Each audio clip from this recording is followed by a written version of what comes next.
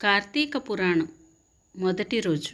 నైమిసారణ్యమందు సత్రయాగ దీక్షితులైన సౌనికాది మహామునులు ఒకప్పుడు జనకునకు వశిష్ఠ మహాముని చేత చెప్పబడిన కార్తీక మహత్యమును సవిస్తరముగా మేము మీ వలన వినగోరితిమి అని సూతుని అడిగిరి. సూతుడిట్లు చెప్పెను: సౌనకాది సమస్త మునీశ్వరులారా వినుడు.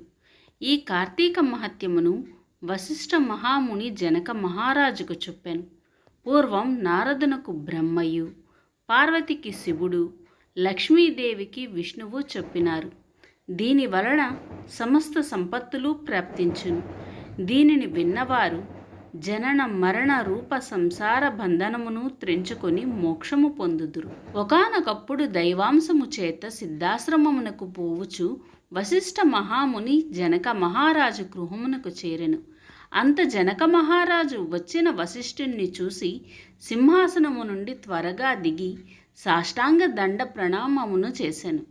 సంతోష పులకాంకితుడై ఆర్ఘ్యపాద్యాదుల చేత పూజించి ముని పాదోదకమును తన శిరస్సున చల్లుకొనెను.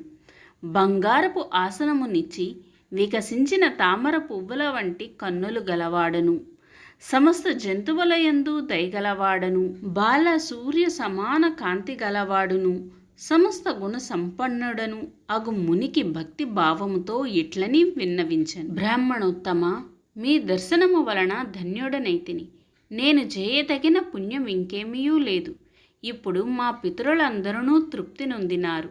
మహాత్ముల యొక్క దర్శనము సంసారులకు దుర్లభము కనుక ఇప్పుడు మీరాక నాకు శుభములకు కారణమైనది. సూతుడిట్లు చెప్పెను.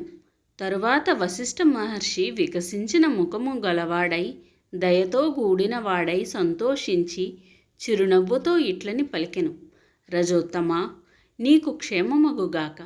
నేను మా ఆశ్రమమునకు పోవుచున్నాను. రేపు మా ఇంటి వద్ద యజ్ఞము జరుగును. దానికి ద్రవ్యమును ఇయ్యగోరుదును.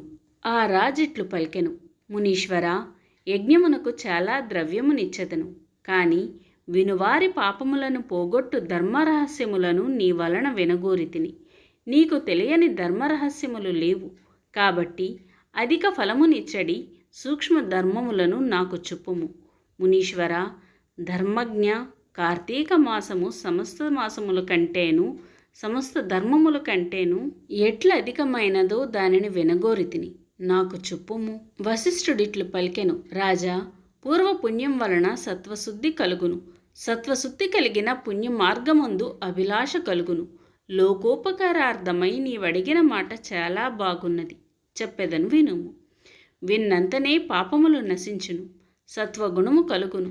రాజా, సూర్యుడు తులారాశియందుండగా కార్తీక మాసములో చేసిన స్నానము, దానము, అర్చనము మొదలైనవి మంచి మనస్సుతో ఏవి చేసినను అవి అక్షయములగునని మునీశ్వరులు చెప్పిరి. కార్తీక వ్రతమును తులా సంక్రమణము, సూర్యుడు తులారాశిలో ప్రవేశించుట మొదలుకొని గాని, కార్తీక శుక్ల ప్రతిపత్తు మొదలుకొని గాని ఆరంభించి నెల రోజులు చేయవలెను. ఆరంభమందు, ఓ దామోదర, నేను కార్తీక వ్రతము ఆరంభించుచున్నాను, దానిని నిర్విఘ్నముగా పూర్తి చేయుము అని సంకల్పము చేసి కార్తీక స్నానం ఆరంభించవలెను. సూర్యోదయ సమయమున కావేరీ నదియందు స్నానమాచరించిన వారికి మహాఫలము కలుగగలదు. సూర్యుడు తులారాశిని ప్రవేశించిన తోడనే 3 లోకములను పవిత్రము చేయుచు గంగా ద్రవరూపమును ధరించి సమస్త జలముల యందును ప్రవేశించును. తులారాశి యందు కార్తీకమున చెరువులందును, దిగుడు బావులందును, నూతులందును, చిన్న కాలువలందును హరి నివసించియుండును. కార్తీకమందు వ్రతము అన్ని వర్ణాల వారు చేయవచ్చును. బ్రాహ్మణుడు కార్తీక మాసమందు గంగకు పోయి నమస్కరించి హరిని ధ్యానించి కాళ్ళు చేతులు కడుగుకొని ఆచనము చేసి శుద్ధుడై మంత్రముల చేత భైరవానుజ్ఞను పొంది మొలలోతు జలములందు స్నానము చేయవలెను. తరువాత దేవర్షి పితృతర్పణమాచరించి హరిభక్తితో అఘమర్షణ మంత్రమును పఠించుచు బొటన వ్రేలి కొనతో ఉదకమును అలోడనము చేసి తీరమునకు వచ్చి అచ్చట యక్షతర్పణము చేసి ధరించిన వస్త్రమును పిడిచి కట్టుకొని ఉదకమును వదిలి ఆచమనము చేసి శిరస్సును వదిలి మిగిలిన శరీరమంతయు తడి వస్త్రముతో తుడుచుకొని నారాయణ ధ్యానం ఆచరింపుచు దౌత్య వస్త్రమును ధరించవలెను. తరువాత గోపీ చందనముతో ఊర్ధ్వ పుండ్రములను ధరించి సంధ్యావందనము చేసి గాయత్రీ జపము చేయవలెను. స్త్రీలు గౌరీ జపము చేయవలెను. తరువాత ఔపాసమును గావించి బ్రహ్మయజ్ఞము చేసి తన తోటలో నుండి పుష్పములు తెచ్చి శంఖ చక్రములను ధరించిన హరిని భక్తితో సాలాగ్రమమందు షోడశోపచారములతో పూజించవలెను. తరువాత కార్తీక పురాణమును పఠించి లేక విని ఇంటికి వెళ్ళి భక్తితో దేవతార్చన చేసి వైశ్వదేవమును నెరవేర్చి భోజనము చేసి ఆచమనము గావించి తరువాత పురాణ కాలక్షేపమును చేయవలెను.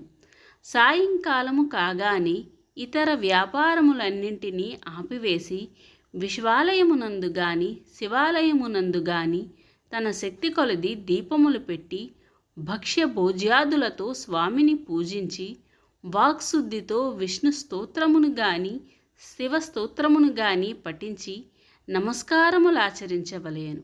ఎవడు కార్తీక వ్రతము భక్తితో చేయుచున్నాడో వాడు పునరావృత్తి వర్షితమైన వైకుంఠముచున్నాడు. పూర్వ జన్మార్చితములను ఈ జన్మార్చితములను అయిన సమస్త పాపములు కార్తీక వ్రతమాచరించిన ఎడలా నశించును.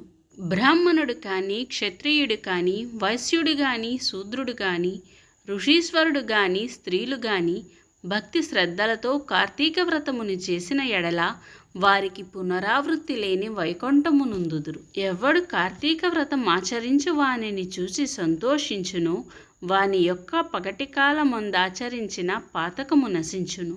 ఇందుకు సందేహము లేదు. ఇది స్కంద పురాణ కార్తీక మహత్యే ప్రథమాధ్యాయ సమాప్తి.